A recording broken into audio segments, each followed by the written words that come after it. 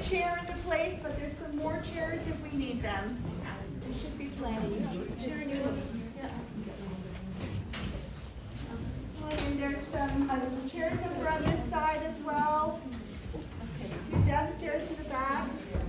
Sean, you could probably grab some more if we need them from the other room. Think we have enough? I think we do. Oh, great.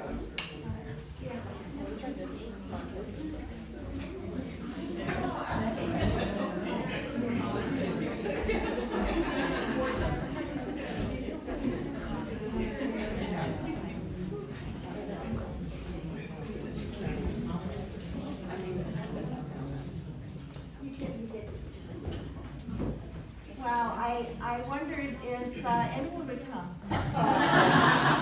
Fantastic. This is like the best kind of party. I really love it. I actually wrote down greetings, and I don't even know if I want to read them at this point. This is just so lovely. I know that this book has been out for a while. It actually came out in November 2019. And for I think everyone here knows the story behind this book. So when the book came out in November 2019, I had just gotten out of surgery for breast cancer. And the book came when I was home recovering. I remember when the box came, and my daughter and daughter-in-law and my husband were there, and they helped me open it. It was so exciting. Some of you know what that feels like, right? To open that box with books, and all of a sudden you've got this real thing that you worked and worked and worked on. And as a poet, you often see your pieces just as these singular poems, and when you make a book, it becomes an actual arc and journey of the poetry. So yeah, that book came, and 5 years ago, we took a photograph, and the photograph showed up on Facebook yesterday. Yesterday was the anniversary of the box arriving. And it was kind of wonderful to see the photo, but then I started thinking, you know, why wasn't I in the photo? And then I remembered, oh yeah, I didn't want to be in the photo. I just had surgery for breast cancer, and I was feeling kind of battered. And but I'm not now, so I'm doing really, really well. Which is great. And then you guys know the rest of the story of 2020, right? I don't even have to go there. Yeah, COVID kind of shut it all down for everyone, and it was tough. It was really tough in many ways. I know my students are here, and they sort of have lived through that COVID adventure, such as it was, and trying to be educated in that environment. And it was hard for writers as well, hard for poets. And people who had books that came out in that time really didn't see their books being launched in the way that they should have been. And I kind of let this one slide. I kind of said, okay, well, maybe the next time I make a book, I'll launch it. And of course, my friends from my writing groups, my friend Pam Jen, my friend Ray Held, my friends from the Roundtable Poets and from Poemworks, people who've supported me. I see so many of my poet friends here today, said, yeah, you should still launch it. And so here we are today. We're launching, which is great. I'm glad for this. Thank you. Love that. Some of my students do that sometimes. Not for my teaching English literature. You don't get many applause for that. So I want to thank you all for being here and welcome. This is great. I feel my heart is like growing. It's just so great. I want to thank my husband Sean for being here through it all. My daughter Charlotte and my daughter-in-law Vanessa. All my friends from school and from my poem groups, and all of my students, former students and present students and students yet to be. I see a couple maybe. And I just want to say to the students here and to the young people, the young writers, your voices are so important right now. Okay, right now, here in this present time and into the future, and we really look for those voices, because what you have to say is going to determine so much for all of us. For the living through some tumultuous times right now. So I'd like to start this reading today with a poem from my dear friend and poetry teacher, Barbara Helfgott Hyatt. Barbara's no longer able to read her poetry publicly in the world, and all of her students who love Barbara, love her work, and love what she did for us in the world.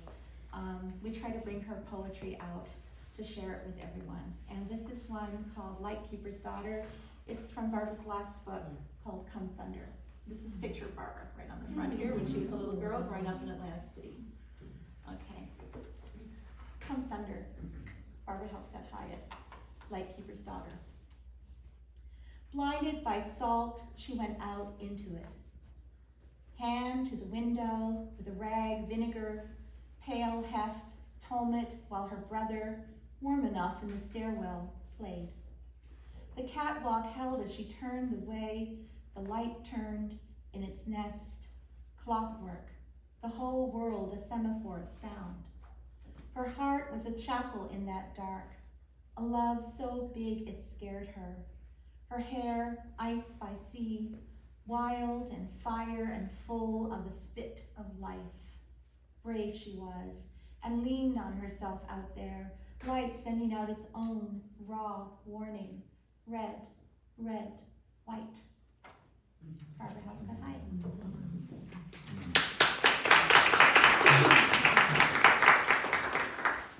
So, I timed myself on this because I didn't want to overwhelm people. It's hard to pick among your darlings, so I decided I'd read from the first part of the book, which is called Perfect World, and then I'd move into the second part of the book. The book sort of traces, I've often talked about the arc of the book with my students, but this book traces my early life growing up in Newfoundland, Canada, and my experiences there growing up and into early adulthood. And then I moved in the second part into immigration and then the years of being in kind of an exile from my homeland. So this first part is called Perfect World, and I'll begin with a poem that tends to be a popular one at readings. It's called Narwhal. And I once had a student say, but narwhals aren't real. They were imaginary, like Sasquatch or something. So I had to show her photographs. Narwhal. Hall's Bay is a china plate. I skate far out to the breathing hole where the men chop the ice away. The echo of auger and axe grapples the lip of hills. They are building a lung for whales, a pair of humpbacks, a narwhal, surfacing through the slush. The little narwhal lingers, mottled-backed, steaming, its eye oily in the dark cup, me mirrored in the eye slick, the horns spiraling into brittle air. This poem, the story is a fascinating one. We had several whales that got trapped by a fast freeze in the ocean ice just next to our town at Halls Bay. And these whales, we had to keep a hole open in the ice. I was just a little kid, it was in the late 1970s, and we kept a breathing hole open for quite some time until the Coast Guard could come with an icebreaker and clear a path for the whales to get out into open ocean. Next poem is called Listen, and a lot of the poems from this first part of the book are about childhood, and they involve quite a bit of fairy tale image and so on. So Listen is one of those. I think childhood is very much about discovery and adventure and wonderful, wonderful adventures. But also there's a lot of tinge of danger in there as well. So many of the fairy tales have all of that. Listen. All children want the treasures blooming under rocks and wedged like blades in the tree bark. Their little red hoods weave through the canopy of leaves like wind-blown poppies. All children lie and scream about wolves. At the very instant grown-ups tire, turn away, the sharp-toothed mall clamps down. They tell us, don't play with matches. And we strike the match, become proverb, become smoke. We just passed November 5th, which is Bonfire Night, where I come from. Bonfire Night is a wonderful, wonderful celebration. For us, it was very much a seasonal celebration. It does connect with Guy Fawkes Night, which is the British celebration, but I don't think we ever thought politically about this one. This is Bonfire Night. We cut boughs for weeks, hefting them on our backs, sweet myrrh and spruce needles tangled like worms in the knit of sweaters. We hove those boughs down near the wash of sea, our hands sticky as the devil, cold as clampets. The northeast gale was pushing us back to the warmth of houses, of fires contained, stove-tamed and small. Nightfall, our pockets bringing apples, potatoes, matches, birch rind. My brother set the beach aflame. We feasted, blackened skins of potatoes, crumbling like paper ash, roasted apples bursting hot against our teeth, and we laughed, and the flankers spit into the night, fell back smoking onto our hair, onto our skins, our opened hands. We fed that fire.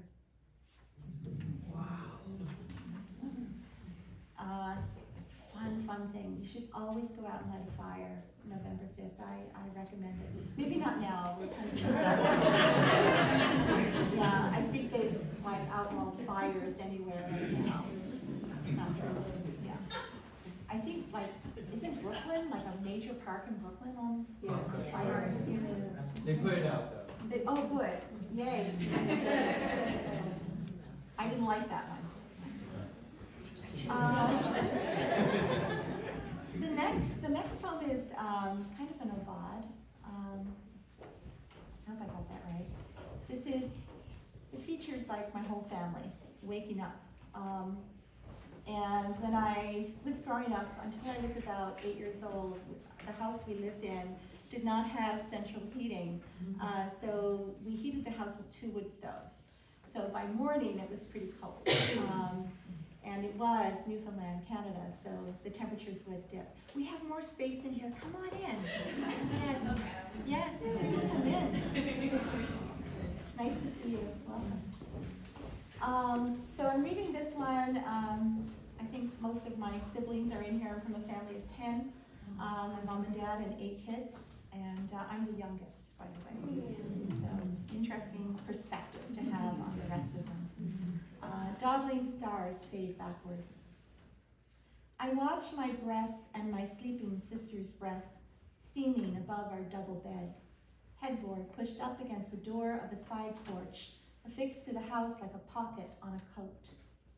In the tenuous dark, I listen for others in other rooms, our brothers' dissonant snores, chorus of their bed springs, mother's waking mumble, father's sigh.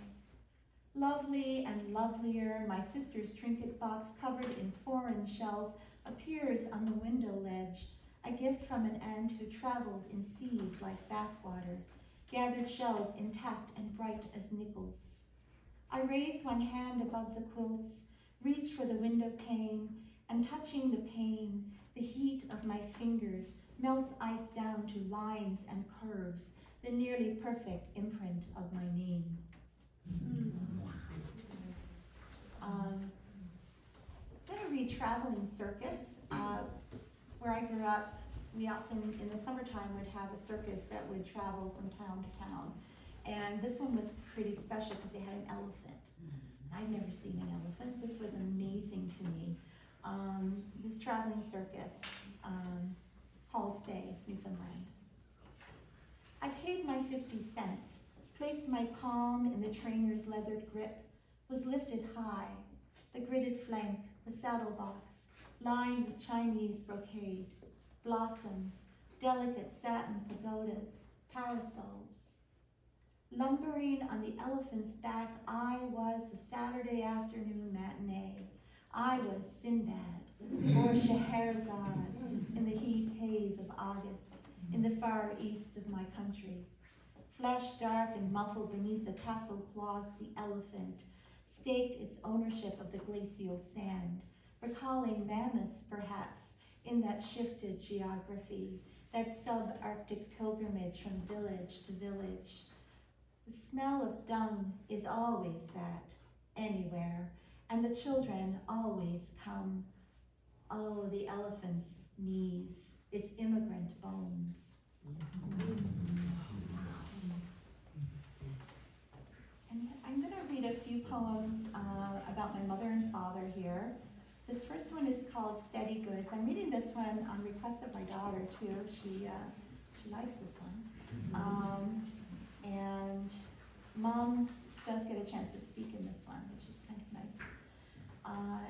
Sorry, that one. Steady Goods. Cabbage pickles with bright mustard and black beads of pepper. Considering also the beets, I stand in the pantry while something famous happens outside. My brother has climbed the ladder one story to the roof. His running gait shakes the shelves and jars. He leaps and flies, following the geese south. And in the brief silence, I take out of the bottle a silver rod of herring from its brine. Everyone pities our mother, commends her long suffering and good sense and speed in brushing him off. Stand up, walk. Mothers speak in this biblical way. And in the known world, I am lost among steady goods, the labeled bottles, the preserved moose, seal, oily and black as loam, jams in amber and garnet, bake apple, partridge berry, damson, a white rabbit in its perfect cardigan of fur, hanged by the wire snare.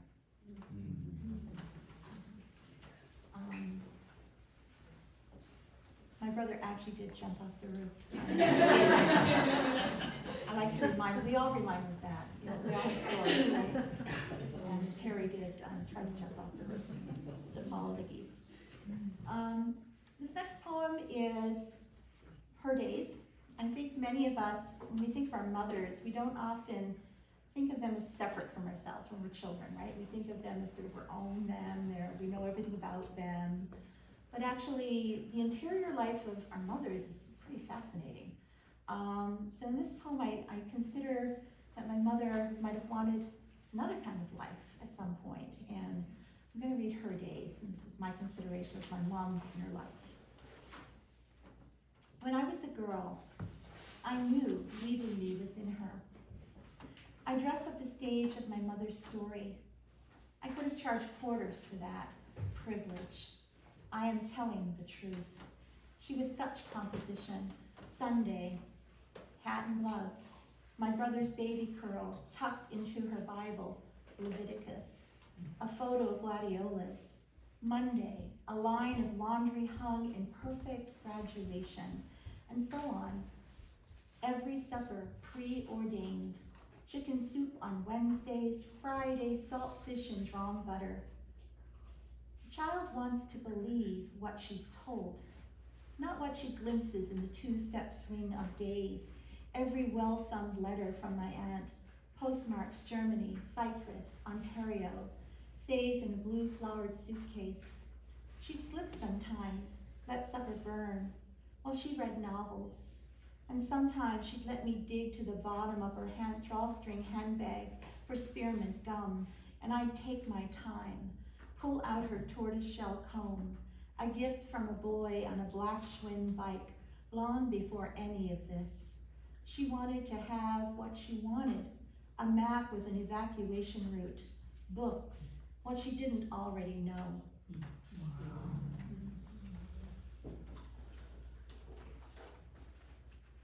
Next one is At the Supper Table. Mom gets to speak again, and so does Dad.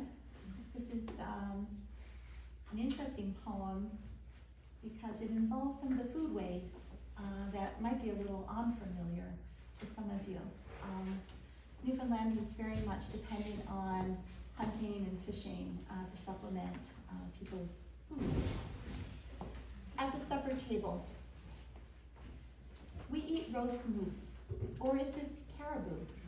Sinewy and gravy, browsy still, thick, tastes like bark, like brush, like that too slim distance from the hunt. So the telling hums, and I've heard all this before, the tracking, the cracked alders, one animal with no place to run. Sometimes a piece of shot gets caught between my teeth. I extract it with a plink into the porcelain plate. Lined up the sights, braced myself. My mother sits up straight in her chair. Don't go on like that, Hayward.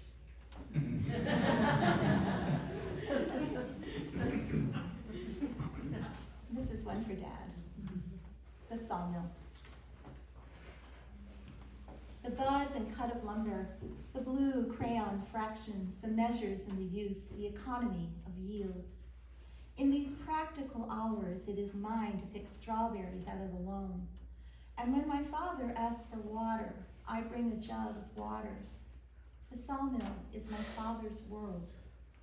If he finds owl eggs still warm in a gearbox, he will scoop those eggs from the wood chips, let sawdust spill sweet from his hands. And if I ask him to carry these eggs out and lay them on a branch of the dogwood tree, just in case the mother owl comes back, it will not come back. He would do this, then return, adjust the blade, fire up the planer again, work being the greater good. Matt, you may recognize this poem as that damn owl poem.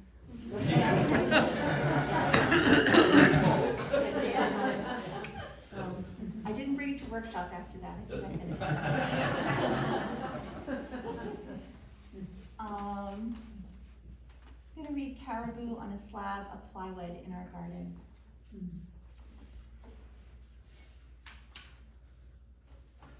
Caribou on a slab of plywood in our garden. My father says they are so pretty, caribou, and they are. I smooth one's head around the muzzle, splay of white above the mouth back toward the soft cheek. The caribou's eyes are open, so I sing to it. Hush-a-bye, don't you cry. I have a pretty voice. My father hums along and cuts away the skin from the severed hind quarter, or rather cuts, then lifts the skin back as if he were helping a woman remove her coat when she's come in from the cold. Next poem is Great Harbor Deep. The reason I'm here today, and my husband is here and my daughter is here, is that Newfoundland suffered a huge ecological disaster in the 1990s. And the fishery in Newfoundland was completely shut down. No cod fishery, which meant that any town, any other industry that depended on the cod fishery to function could no longer function. And at that time we saw a lot of people leaving the island, many of them going to places on the mainland of Canada. We moved here, and we're glad to be here, by the way. This is a good spot. We landed well. And this poem is Great Harbor Deep. This is about a community that suffered the fate of losing everyone and shutting down. In fact, it's now a ghost town. No one lives there anymore. Great Harbor Deep. No fish, and slowly the people scatter into the dark quadrants of the mainland, broken, their mouths open, the desperate thirst of them. Houses flake paint over stones, over gardens where rhubarb rots in the wild grass among the iron grids and marigolds and boats sinking into indiscriminate ground. Flames turn back into wilderness, shrews claim the undergrowth, the worms and thorns, the Fausty raspberries. The ferry doubles its run across the expansive bay. Fishermen, all gentle and resigned, families with fidgeting children, the adamant formulas of sentimental legends all shuffle aboard, become nothing they ever considered, as if any settlement were permanent. In far-off places, a talk is rife with accounts of what is left there. Nothing, nothing. Brings me to the second part of the book, which is, the second part of the book is titled Exile. And so many of the poems in the second part are about living here, going back to visit family in Newfoundland, and always feeling that kind of shock of people's lives having changed, and the landscapes having changed, and the communities having changed.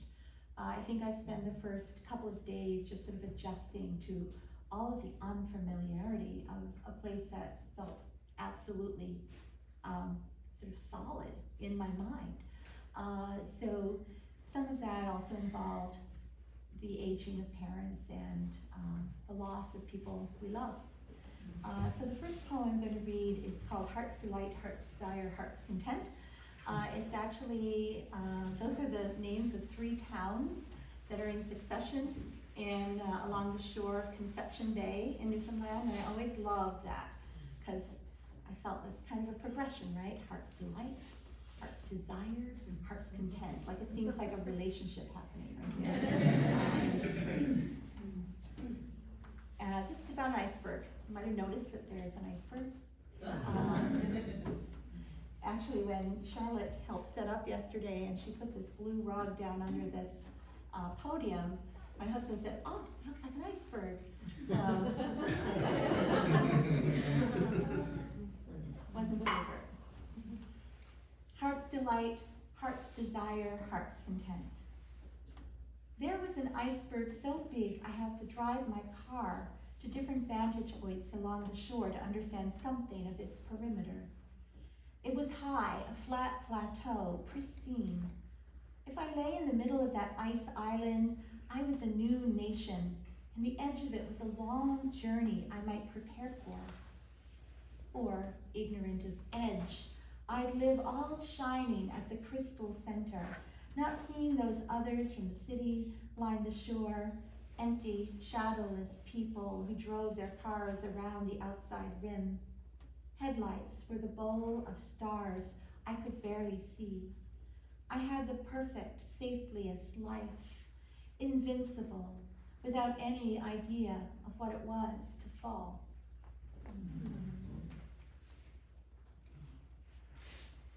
In the Boston States. In Newfoundland, New England is called the Boston States. Boston's the center of the world. I have not forgotten how to read the old topography, rocks that jutted in the breath between abundance and fear, Newfoundland. I dredge new silted beds, where the sea is torn, bone-seated. My past is poured out like water on the slate of ice. Even my youngest brother has gone west to the mountains. On this winter beach, the ravenous moon snail trawls its own skewed orbit, mute.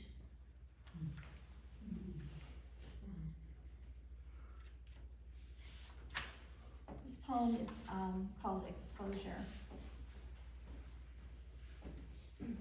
They say when you become cold enough, your body pretends it has slipped into your mother's bed, and you are looking anew at the slatted wood ceiling. The curtains wave like exotic finches, bright yellow apparitions you do not fear. They wing through the lilacs of the wallpaper. You dream of the beginning of things, and the race to be four-legged and velvety, the master of every season, the days retreating beyond all saving grace. Your mouth opens without words, a hollow hinge. Your skin forgets it is cold, and you are happy again.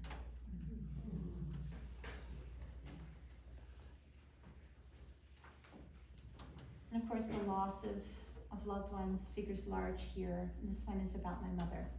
It's called Lifting My Mother. Between air and the wheeled ivy, my mother stands, wrist in my palm, her scanned hand dangling, leading edge, trailing edge, a wing. My other hand clasps her waist below her ribs. and in our circular path back from the bath to her bed, our arms curl in and in, her pulse a starling's. We're dancing, she says, pale waltz of laughter, even as she left me. That was a heartbreaker, man. This one, equally heartbreaking. Sorry guys, I will try to read you something happy in a little bit. Or take a few.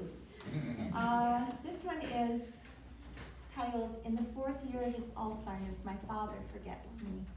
I think many of us have had the experience of loving somebody who has Alzheimer's.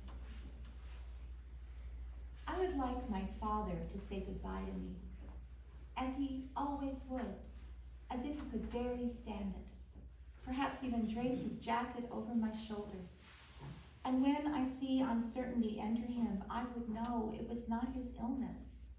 It was only because I boarded a bus for the city. He would walk the platform, search the windows for my face, wave his hand. I would mail him photos of my life in foreign places. He'd point to me in all of these and share with my mother. This one, pigeons at a market square crowd her outstretched arms. And in this one, she embraces the marble thigh of a god. I would scribble in pencil in the back of a photo, me walking on water. Would he see my feet skimming the surface of a pond, the water shallow, stones submerged? And as if I could heal him of forgetting, a photo of me at an airport, coming back to you.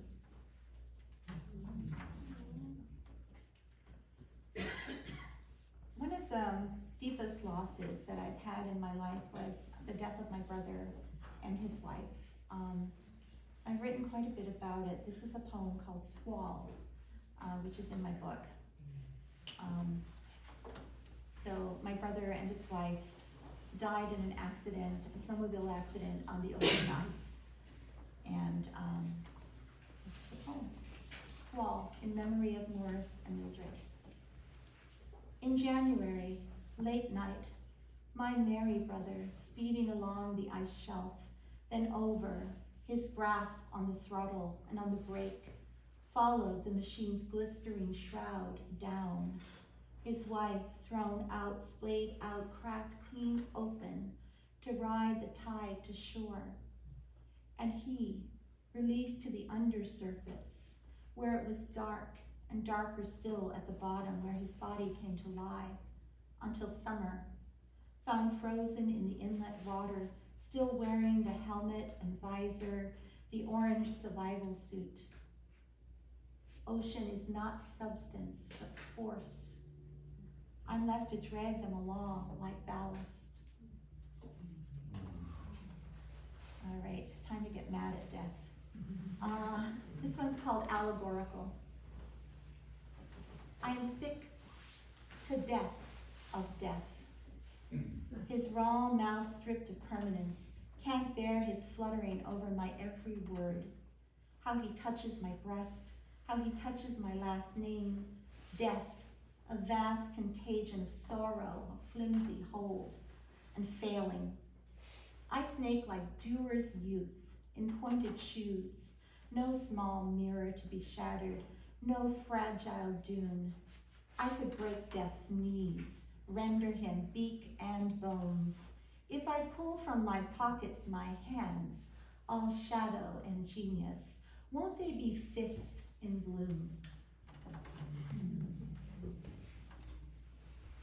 This next poem is Walking the Headlands at Cape St. Mary's. I've had the privilege a couple of times of traveling back to Newfoundland with poetry groups. Had great experiences with some of you there. And this one was a trip we took.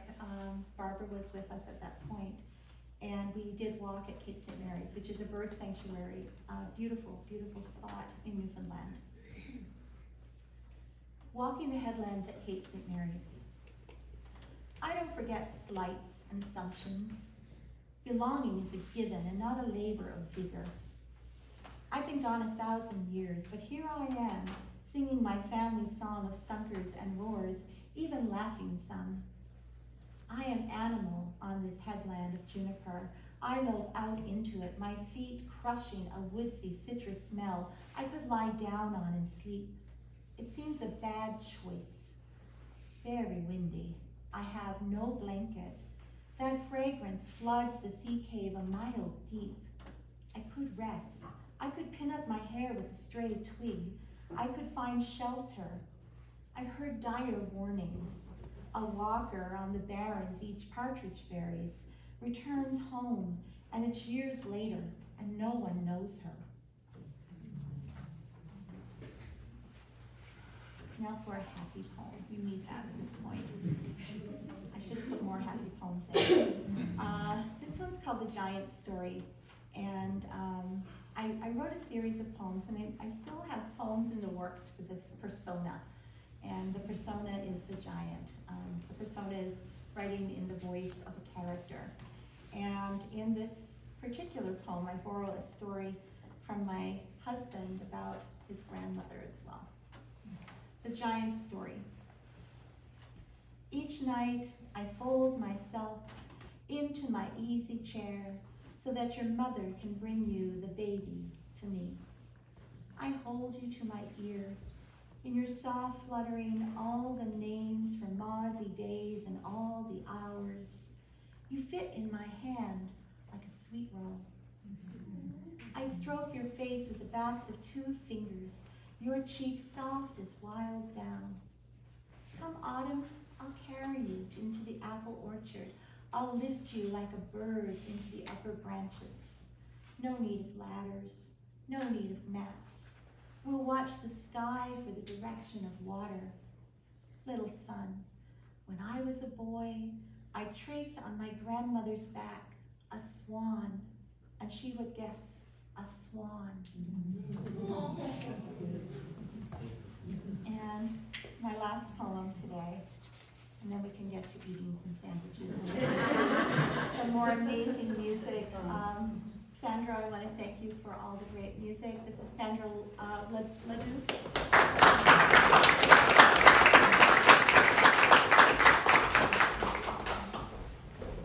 This poem is Newfoundland, which is the title poem. The sea is 10,000 bright occurrences.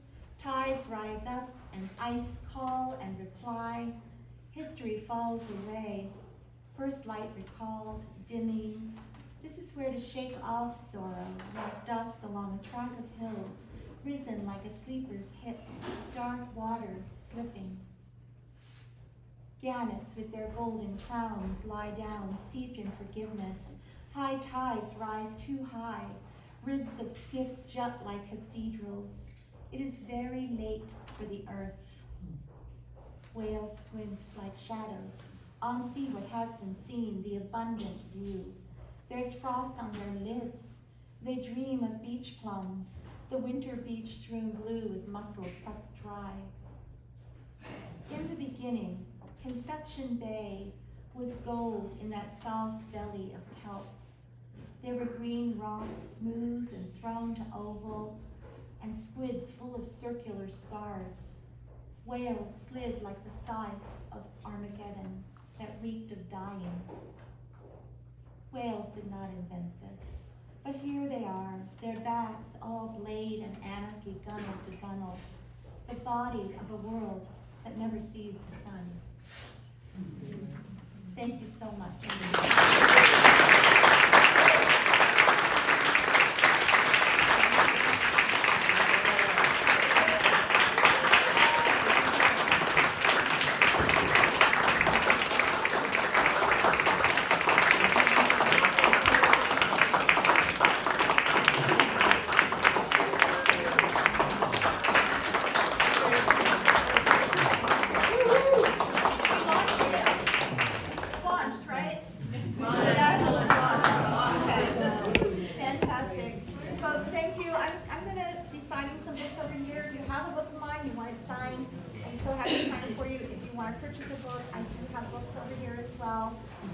And please go out, enjoy sandwiches, cheese, I hear the cheese is really good. Water, sparkling water, and each other. So thank you again so